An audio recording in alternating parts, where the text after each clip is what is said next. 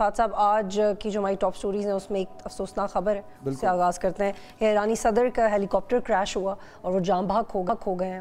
بالکل، اور یہ بڑی شاکنگ نیوز آئی ہے اور اس کے بعد بڑی تیزی سے اس میں ڈیولپمنٹس بھی ہو رہی ہیں، تو آج جو بھی لیٹسٹ اپڈیٹڈ ہے اس پر ہم ڈسکشن کریں گے۔ اور نون لیگ کے بھی نئے صدر آ رہے ہیں، لگتا ہے نیا نیریٹو آنے والا ہے۔ ہاں، یہ بڑی امپورٹنٹ سٹوری ہے۔ وہ نواز شریف صاحب کے بارے میں کہا جا رہا ہے کہ وہ پارٹی کو ری وائٹلائز کرنے آ رہے ہیں، وہ کیسے کریں گے اور کیا وہ ممکن ہی ہے، ذرا اس پہ بات کریں گے۔ اور کیا یہ بھی ایک بڑی عام سٹوری ہے کہ کیا پاکستان میں سولر پینل کے حوالے سے حکومتی پالیسی چینج ہونے جا رہی ہے، کیا پیپلز فرینڈلی ہو بھی رہی ہے؟ نہیں، بڑے دن سے ہر طرف یہی بات ہو رہی ہے بطول، اور یہ واقعی میں ایک کنفیوژن پھیلا ہوا ہے، کیونکہ کوئی کچھ کہہ رہا ہے، کوئی کچھ کہہ رہا ہے اور لوگ پریشان ہیں۔ تو آج ذرا جو حقائق ہیں کہ ایکچولی ہونے کیا جا رہا ہے اس پہ بھی ذرا بحث۔ تو پہلی سٹوری سے شروع کرتے ہیں، پہلے خلاصہ بتا دیتے ہیں ویورز کو۔ بالکل، کہ آپ آج ہوا کیا، اب تک صورتحال کدھر کھڑی ہے، کیونکہ یہ معاملہ جو ہے یہ جب سے چلا ہے تو باقاعدہ طور پر لمحہ بہ لمحہ اس پہ ڈیولپمنٹس ہو رہی تھیں، تو اب اس وقت تک یہ جو ایرانی صدر کی جو وفات کی سٹوری ہے یہ کہاں کھڑی ہے؟ بطول ذرا اپڈیٹ کر دیں ویورز۔ بالکل،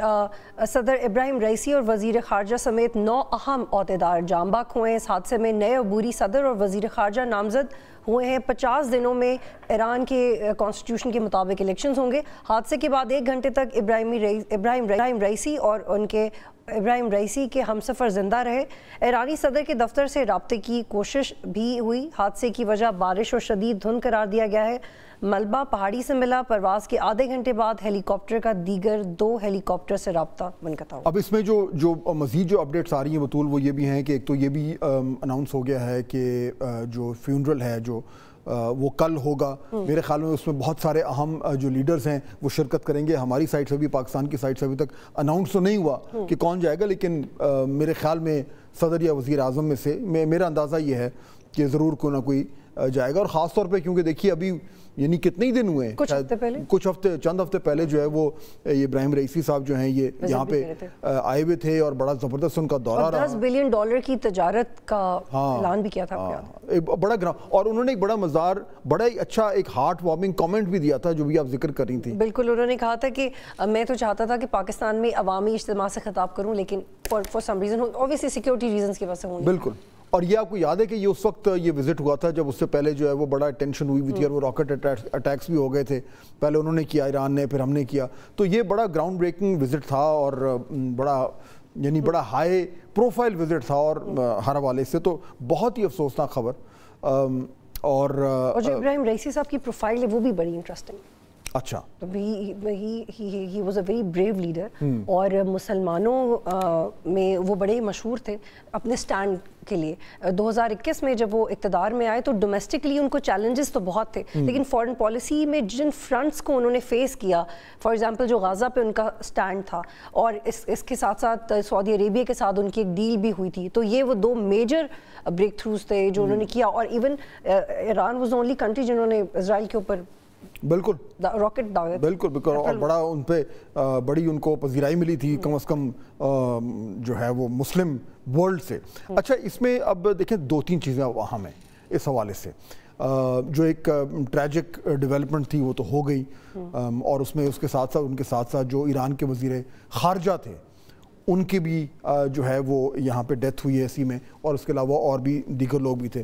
اب ایک تو جس طرح کہ آپ نے ذکر کیا کہ فوری طور پر جو ان کے جو ایک وائس پریزیڈنٹ جس کو کہتے ہیں وہ فرسٹ وائس پریزیڈنٹ، ان کو جو ہے وہ صدر کے اختیارات دے دی گئے ہیں، ایکٹنگ صدر، قائم مقام صدر، اور جو وزیر خارجہ ہیں وہ بھی ہو گئے ہیں۔ تو ظاہر بات ہے بزنس آف دا اسٹیٹ ایسی ہی چلتی ہے، اور اس میں ایک کنٹینیوٹی ہے۔ دوسری چیز یہ ہے کہ اب 50 دن میں الیکشن ہونے ہیں، اور الیکشن کے بعد جو ہے وہ پھر ایک نئے صدر کا انتخاب ہوگا، اور اس کے لیے جو ایک ان کی انٹرنل وہ ایک طریقہ کار ہوتا ہے، وہ ایک کمیٹی وغیرہ بن گئی۔ اچھا، اب اس میں چند ایک اہم چیزیں ہیں جو میرے خیال میں بطول ہمیں ڈسکس کرنی چاہیے۔ ایک تو یہ کہ جو ان کا 2021 میں جو الیکشن ہوا تھا ابراہیم رئیسی صاحب کا، یہ ایک ان کا جب وہ ایران میں جو کلاسیفائی کرتے ہیں کہ بھئی یہ ہارڈ لائن ہے یا تھوڑے سے یہ مور آن دا لبرل سائڈ ہیں، حالانکہ لبرل کی ڈیفینیشن وہاں وہ تو نہیں ہے جو ہمارے ہاں ہوگی، لیکن یہ کہ یہ جو ہے یہ was considered hard line group میں سے تھے، اور یہ جو ان کے جو سپریم لیڈر ہیں آیت اللہ خامنائی، ان کے یہ بڑی قریبی ساتھیوں میں سمجھے جاتے تھے۔ اس سے پہلے یہ ان کی جوڈیشری کے ہیڈ بھی تھے، اور مور امپورٹنٹلی جو اب سپریم لیڈر، ظاہر بات ہے ان کی بڑی ایج ہو گئی ہے ان کی، اور ان کا جو سکسیشن کی باتیں اب شروع ہو گئی ہیں. I think if I remember correctly وہ شاید 85 سال ان کی عمر ہے آیت اللہ خامنائی صاحب جو ہیں. تو ان کی جو سکسیشن کا ہے کہ جی ان کے بعد کیا ہوگا، اس میں جو 2 نام آ رہے تھے، ایک تو خامنائی صاحب کے بیٹے ہیں اور دوسرے یہ تھے رئیسی صاحب. سو یہ وہ بہت امپورٹنٹ ایک ایسپیکٹ تھا جس پہ یعنی اوپنلی تو ڈسکشن نہیں ہوتی تھی بٹ نام آ رہا تھا. اچھا اب دیکھنا یہ کہ کیونکہ ایکچوئل جو ریئل پاور ہے وہ تو سپریم جو ان کا لیڈر ہوتا ہے اس کے پاس ہوتی ہے ریئل پاور. تو اب دیکھنا یہ ہے کہ وہاں پہ جو ایک سکسیشن ہے یہ اس میں کون سے نام آتے ہیں. سو یعنی کہ بنیادی طور پہ ایران کی جو انٹرنل پاور ڈائنامکس ہیں اس میں اب ایک دم کچھ چینجز ہوں گی، پہلی بات. دوسرا یہ بھی دیکھنا ہے کہ اب یہ جو 50 دن بعد الیکشن ہوگا اس میں کون آتا ہے. اور میں جو ابھی پروگرام کے لیے ریڈ اپ کر رہا تھا تو اس میں ہر طرف یہی جو ہے وہ لوگ ایک بات کر رہے ہیں، جو لکھ بھی رہے ہیں لوگ، کہ ابھی تک کچھ کلیئر امیدوار نہیں ہے. یعنی ان کا 2025 تک ان کا ٹرم تھا ابھی ابراہیم رئیسی صاحب کا. تو اب سڈنلی اس وقت کوئی امیجیٹ کوئی امیدوار نظر نہیں آ رہا کہ بھئی یہ وہ شخص ہے جو کہ ایکسپیکٹڈ ہے کہ آئے گا. جو الیکشن ہوا تھا ابراہیم رئیسی صاحب کا اس میں بھی بہت ساری انگلیاں اٹھی تھیں کہ جی اس میں بہت سارے ایسے لوگ جو کہ بڑے اسٹرانگ کینڈیڈیٹ ہو سکتے تھے، ان کو کسی نہ کسی وجہ سے الیکشن میں حصہ لینے کی اجازت نہیں ملی. تو ایک طرح کا وہ کنٹرول قسم کا الیکشن ہوا تھا. اب دیکھتے ہیں کہ کیا ہوتا ہے، کیونکہ آبویسلی کوشش تو یہی ہوگی کہ کیونکہ یہ ہارڈ لائن پریزیڈنٹ تھے تو انہی کے اسکول آف تھاٹ سے کوئی آئے. اور بالکل وہ خامنائی کے بہت قریب تھے، اور جب وہ پروسیکیوٹر جنرل تھے یا deputy chief of judicial authority تھے اور نیشنل پروسیکیوٹر جنرل بھی تھے، اور یہ ساری 2012 کے بعد کے عہدے تھے جو انہوں نے سنبھالے، اور he was very close to supreme leader. اور تو اب بھی لگ ہی رہا ہے کہ انہی کی ٹیم کا کوئی کانفیڈنٹ آئے گا. بالکل صحیح کہہ رہی ہیں آپ. اور اب کون ہوتا ہے وہ میرے خیال میں کچھ چند دنوں میں ہو جائے گا. لیکن جو امپورٹنٹ بات ہے میرے خیال میں کرنے کی بطول وہ یہ ہے کہ ایک تو جو یہ ایکسپیکٹڈ نہیں ہے کہ اس بہت ہی افسوسناک واقعے سے کوئی ایران کے اندر کوئی ٹرمول آئے گا، وہ ایسا ایکسپیکٹڈ نہیں ہے.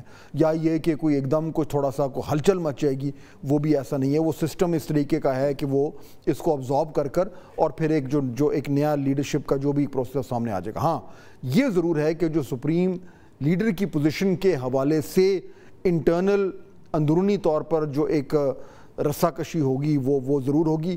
اور میرے خیال میں جو لوگ ایران کی سیاست کو بڑے غور سے دیکھتے ہیں ان کی اصل میں نظریں ادھر ہوں گی مور دین کہ جو اگلا صدر کون بنتا ہے، کہ سپریم لیڈر کی سکسیشن میں ان کے بعد کے وقت کے جو امیدوار ہیں ان میں کون ایمرج کر کے سامنے آتا ہے، وہ اصل چیز ہے دیکھنے والی.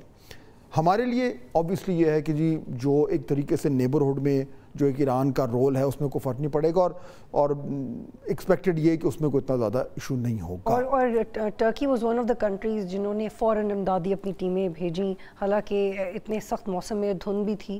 تو یہ ایک جیسچر ہی آپ کر سکتے ہو بینگ برادر کنٹریز، لیکن یہ کہ اس حادثے سے پھر جو نقصان تھا وہ تو ہو گیا. بالکل. اور میرے خیال میں ابھی دیکھنے اگر 1-2 دن میں جس طریقے سے ابھی یہ فیونرل ہوگا، پھر اس کے بعد جو سارے معاملات چلتے ہیں، تو یہ جو معاملہ ہے یہ بڑے کافی دن تک اب میڈیا کی ہیڈ لائنز کی زینت بنے رہے گا ون وے اور دی ادر. تو بٹ میرے خیال میں ہم سب کی یہی امید ہوگی کہ جو اسموتھ سکسیشن ہو، جو بھی کچھ ہونا ہے کوئی ٹرموئل نہ ہو. اچھا اب اس میں ایک ایلیمنٹ اور ہے جس کا ہم بات کر لیں اس سے پہلے کہ پھر ہم اپنی دوسری سٹوری پہ چلتے ہیں. وہ یہ کہ جی یہ چل رہا تھا کہ یہ کہیں کوئی سیبوٹاژ تو نہیں ہے.